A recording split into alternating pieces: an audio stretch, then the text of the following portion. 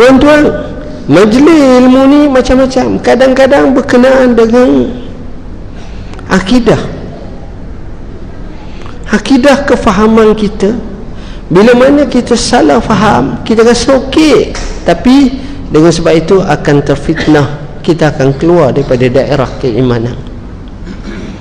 Satu hari syaitan dia bertanya kepada penghulunya, iblis. Syaitan ni banyak amal, iblis ni seorang, satu. Dia kata, wahai penghulu kami, kenapa kami tengok kalau kami laporkan kepada kamu matinya orang kuat ibadat, kamu tak kisah? Sedangkan kita tengok dia lekuk dahi, duduk semayang kuatnya sampai hitam, kamu tak kisah. Tapi bila mati sahaja orang alim, suka kamu. Kami tengok orang alim ni kadang-kadang semayang pun lebih kurang je, maksudnya taklah kuat macam orang abid ni. Iblis kata begini, biar aku tunjuk pada kamu. Dia boleh berupa, dia berupa lelaki tua. Mula-mula sekali dia pergi dekat orang yang kuat ibadat, dia duduk sebelah. Akhirnya orang tu sudah semayang, sudah ibadat, dia pegang. Dia kata, Tok Guru, nak tanya satu soalan, cepat sikit aku nak ibadat ni. Sekejap Tok Guru, kami muskil. Dia pun ambil daripada poket dia sebiji telur ayam.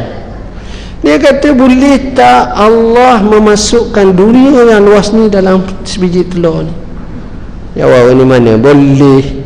Hang sendiri pun tak lepas, macam mana? Dia kata, terima kasih banyak Tok Guru. Dia pun pergi. Kali kedua dia pergi dalam majlis orang alim. Sampai dalam majlis orang alim, dia tengok orang alim ni sedang mengajar, sekali suka, sekali sedih pengikut, isi kandung intipati pengajaran. Lalu dia ambil kesempatan, Tok Guru, hamba nak tanya satu soalan. Apa dia? Boleh tak Allah masukkan dunia dalam sebiji telur ni? Kata, apa tak boleh? Kalau Allah nak, boleh. Kalau Allah nak, boleh. Kerana masalah ini masalah kudratullah, dan ta'aluk kudratullah perkara mungkinat. Ni pun perkara mungkin, jadi apa masalahnya kalau Tuhan nak? Lalu iblis ni kata kepada syaitan yang lain, tengok, satu soalan sahaja orang yang kuat ibadat ini boleh terpecah kefahamannya, akidahnya tak betul sebab jawab dengan jahil. Tapi malangnya orang alim ni bukan sahaja dia selamat, tapi orang belajar dengan dia pun selamat juga. Kita tengok kadang-kadang kefahaman seperti itu. Inilah maknanya cara nak selesai masalah, kita hendaklah sentiasa mari belajar ilmu, tuan-tuan. Kita selamat daripada fitnah. Poin yang kedua, untuk selamat daripada fitnah, penyelesaiannya adalah seseorang itu hendaklah menjauhkan daripada apa bentuk fitnah sekalipun. Kadang-kadang macam-macam kita dengar, kita letih. Sekarang ni fitnah boleh masuk pas dalam rumah kita. Tuan-tuan, setiap orang ada handset. Kadang-kadang bukan satu handset, 4 seorang. Banyak handset ada. Tinggal handset tu Gisli River dah, patah balik kat TTDI ni, nak pergi ambil. Tengok handset. Yang kita pula jenis sampai kepada edit handset. Tengok sampai tahap tu. Tengok. Jadi fitnah ni boleh masuk semua. Cerita apa-apa kita boleh tengok. Kalau hak rajin tu tak sekira lah. Masya Allah. Ini pun saya ingat kita kena fikir baliklah kehidupan, kesihatan kekeluargaan, kesihatan hubungan, hasil daripada kita menyembah kepada handset, bahasa kasar. Siapa tahap tu susah, bukan orang lain lah, kita sendiri, anak-anak kita, isteri kita. Hidup tak jenis zaman dulu kan, duk main padang bola ni, dak dalam bilik apa dah, handset je. Baik. Jadi sebaik-baiknya adalah kita kena kenal fitnah-fitnah ni, kita jarakkan fitnah. Ada orang tekan bubus makuk forward je, saya forward, kerja saya forward, dan WhatsApp forward, WhatsApp suka sangat berforward supaya saya menjadi orang yang pertama mengforwardkan, seolah-olah berita tu kita nak jadi pemberita. Kalau pergi kat kerja Reuters tu dapat kau gaji besar-besar, dia tak ada apa, habis duit je. Suka sangat. Begitu juga kita kena kenal. Bila kita kenal hak mana fitnah ni, kita kena jauh. Macam-macam tuan-tuan. Bila dia datang, masalah dan musibahnya cukup besar. Macam-macam dia mari. Oleh kerana itu kita kena kenal, ini tak baik, ini fitnah, ini begiang, kita jarakkan. Kata Nabi kata, hadis yang panjang yang diriwayatkan oleh Huzaifah bin Yaman, hadis yang diriwayatkan oleh Al-Imam Al-Bukhari. Kata Huzaifah bin Yaman, kana an-nasu yas'aluna Rasulullah sallallahu alaihi wasallam anil khair, fakuntu as'aluhu anil syarri makhafata an yudrikani. Orang ramai kalau temu Nabi, sahabat suka sangat tanya hak baik-baik. Amba ni kalau temu Nabi, amba akan tanya hak tak baik, sebab kok kena atas belakang amba, kena atas saya sendiri. Maka satu hari aku tanya Rasulullah, ya Rasulullah, adakah selepas kita baik ni akan ada jahat? Kata dia, ya, satu zaman akan ada jahat. Kata dia, ya Rasulullah, selepas jahat tu ada tak baik? Ya, ada. Tapi Nabi beri satu tambahan, baik tu dia ada dukhan dia ada asap dia ada kelabu dia. Kata dia, macam mana keadaan macam itu? Susah. Masa itu kalau boleh kamu bersama dengan jemaah orang Islam, kemudian iltizam, macam kita mari masjid, mari beri kefahaman macam tu.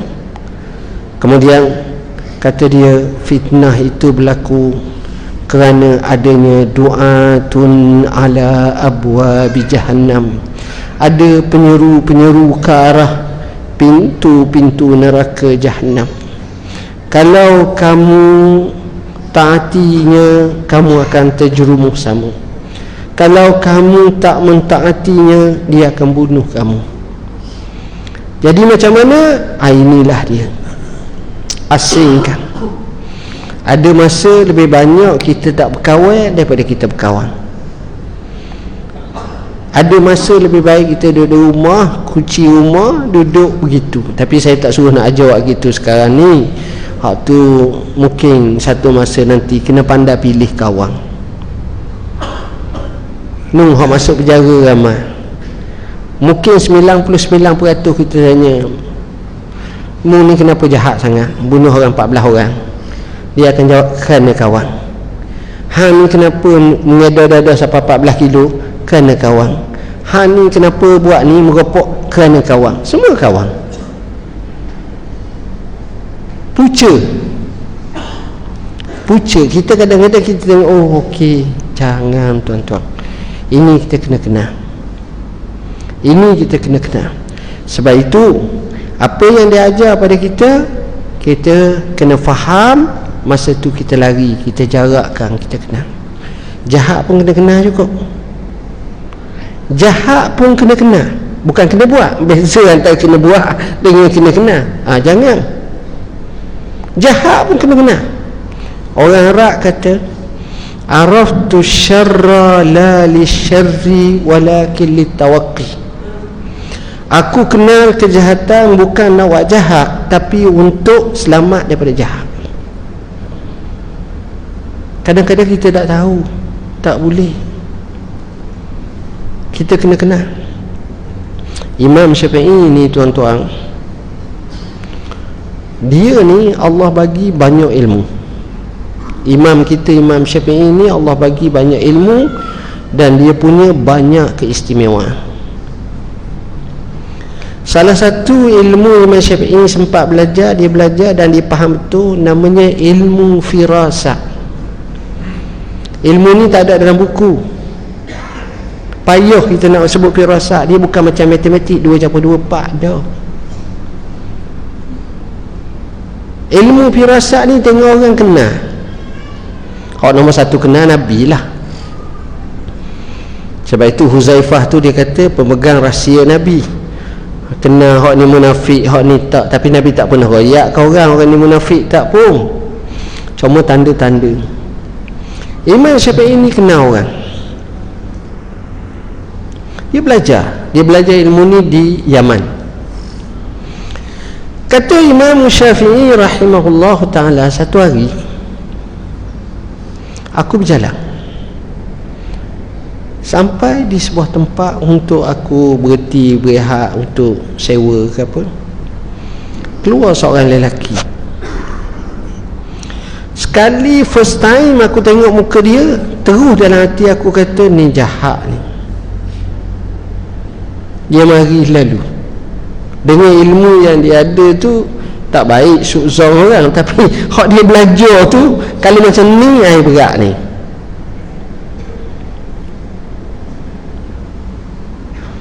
Tapi orang tu baik yang amat telajak.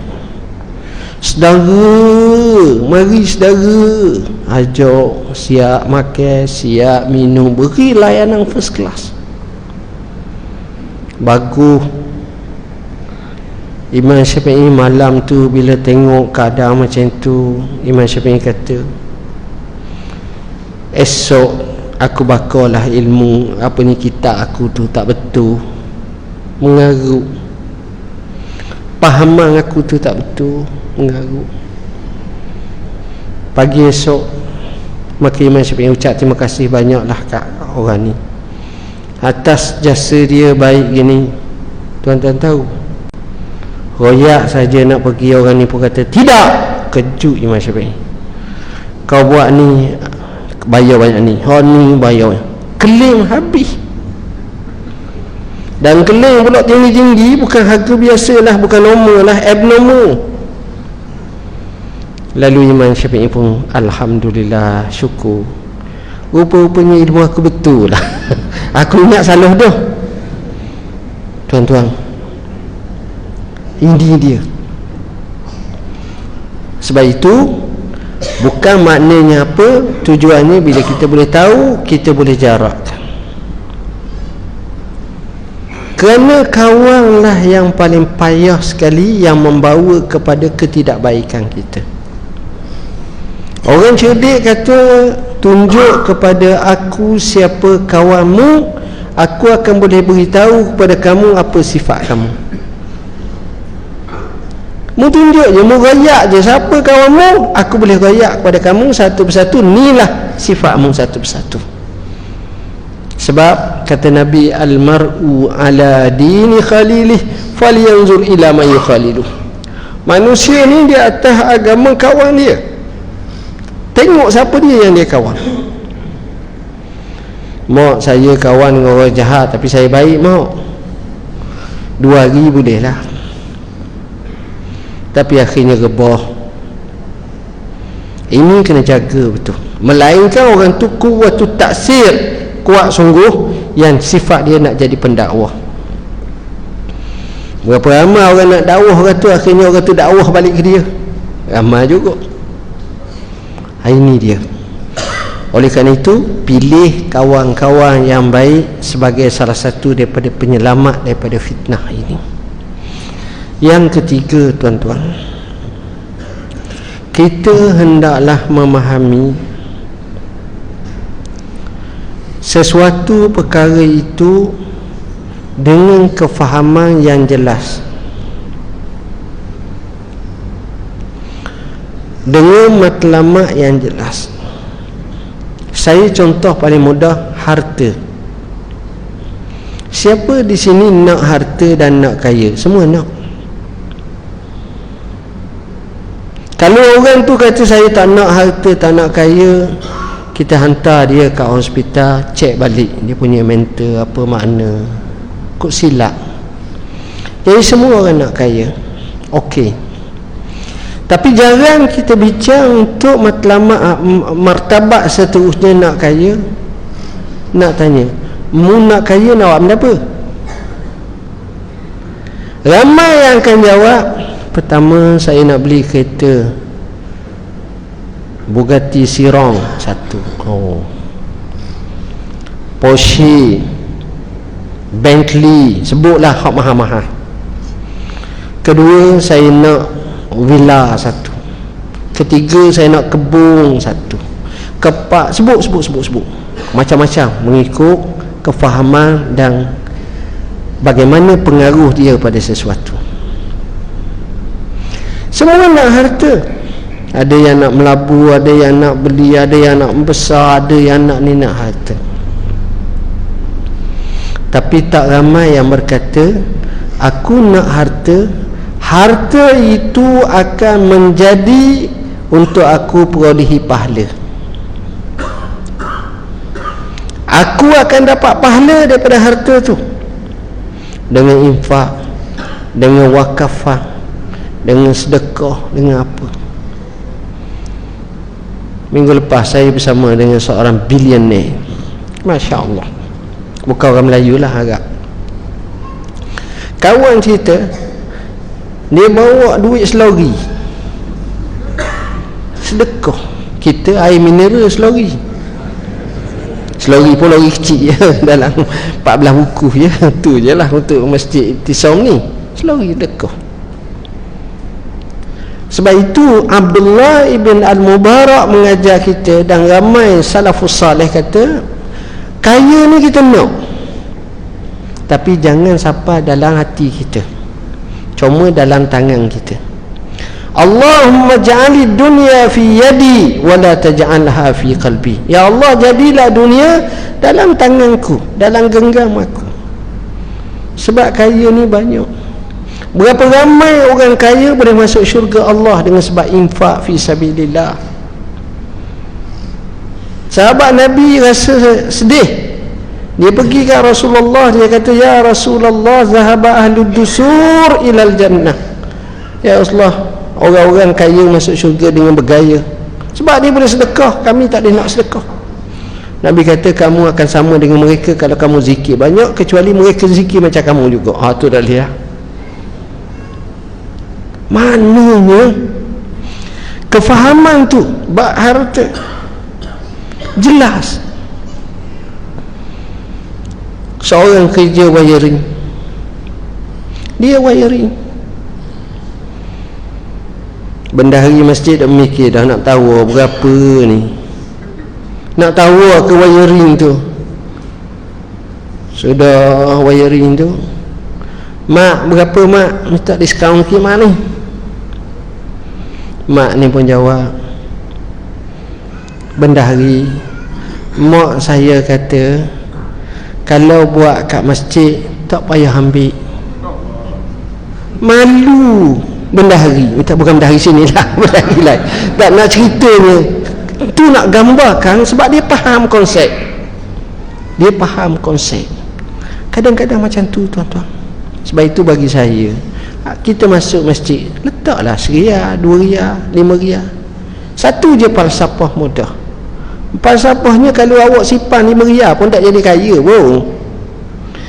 Dan RM5 pun kalau awak sedekah pun tak jadi apa-apa ke dana pun.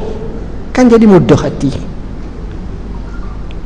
Ada ke orang kaya dengan sebab simpan RM5? Tak. Tapi ramai orang kaya dengan sebab infak fisabilillah. Kita kena tahu ada malaikat tiap-tiap hari, tiap-tiap malam kerjanya doa, Allahumma ati munfiqan khalafa wa ati mumsikan talafa. Ya Allah, berilah orang yang infak ni ganti, berilah orang kedekut ni habis hilang, tak ke hara kita. Sebab itu bila kita faham konsep macam itu, hati kita pun tenang. hati kita pun tenang. Dunia pada masa itu bukan lagi fitnah, tetapi keberuntungan.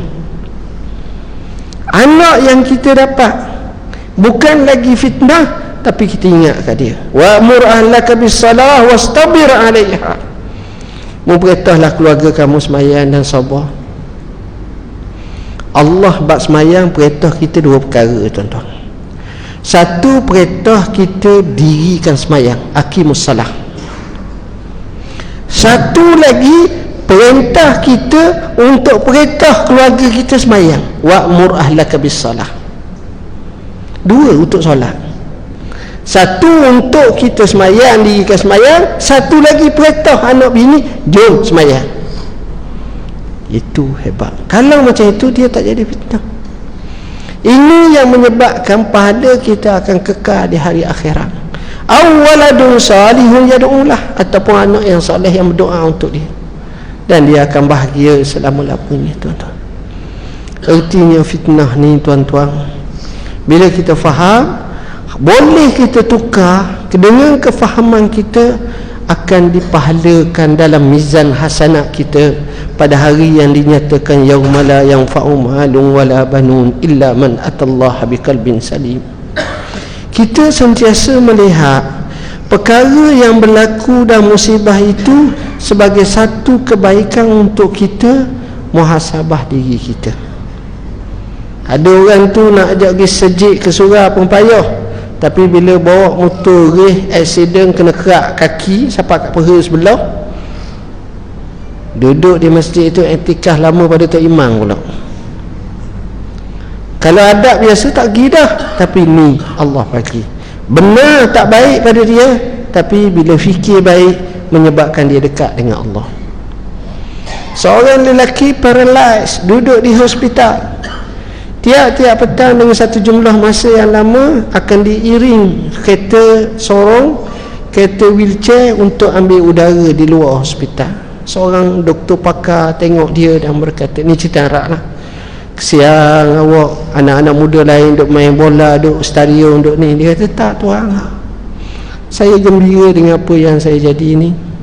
Alhamdulillah, dengan sebab apa berlaku ni, saya boleh hafaz Quran, hampir khatam Quran. Tengok. Tapi kalau duk main WhatsApp, game je, tak jadi apa-apa, tu mengarut je. Jadi inilah yang sepatutnya kita ambil masa.